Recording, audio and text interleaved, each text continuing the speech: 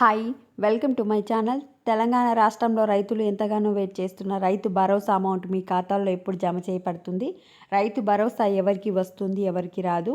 అదేవిధంగా అన్నదాతల కోసం మరో కొత్త పథకం ఇందిరమ్మ ఆత్మీయ భరోసా స్టార్ట్ చేయడం జరిగింది. ఈ ఇందిరమ్మ ఆత్మీయ భరోసా ఎవరికి వస్తుంది? పూర్తి వివరాలు తెలుసుకుందాం.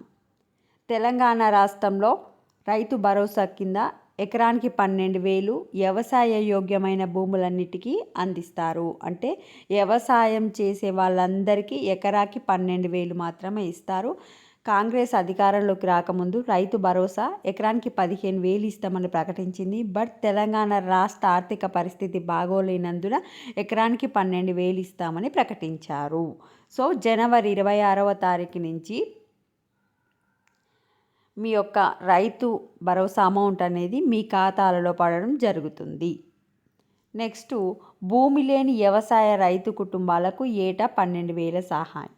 ఎవరికైతే భూమి లేకుండా కూలీలకు వెళ్తారో వాళ్ళకు వచ్చేసి కూలీ వెళ్ళే రైతులకు వచ్చేసి 12,000 ఇస్తారు.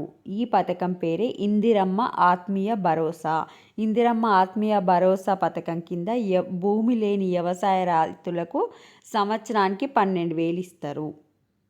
రైతు భరోసా అయితే 12,000 ఎకరానికి ఎంత భూమి వ్యవసాయం చేస్తే అంత భూమి అందరికీ ఇస్తారు. ఎవరెవరికి రాదు, వ్యవసాయ యోగ్యం కాని భూములకు రైతు భరోసా ఇవ్వబోమని సీఎం రేవంత్ రెడ్డి స్పష్టం చేశారు.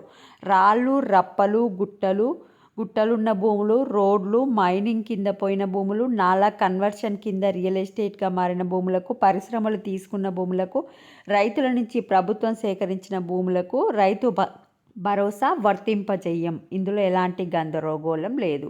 అంటే రియల్ ఎస్టేట్ వెంచర్గా మారినానికి, గుట్టల దానికి, రాళ్ళు ఉన్నదానికి, వ్యవసాయం పనికిరాని భూములకు, పరిశ్రమలకు వాటికైతే రాదు. వ్యవసాయం చేసే ప్రతి ఒక్కరికి వస్తుంది. నెక్స్ట్, భూమి లేని వారికి, అంటే భూమి లేకుండా కూలీలకు వెళ్తారు కదా, వాళ్ళందరికీ ఇందిరమ్మ ఆత్మీయ భరోసా కింద 12,000 ఇస్తారు. ఈ పథకాలన్నీ జనవరి 26వ తారీఖు నుంచి అమల్లోకి వస్తాయి. ఇవి రూల్స్ అండ్ రెగ్యులేషన్స్. వీడియోని లైక్ చేయండి. Thanks for watching.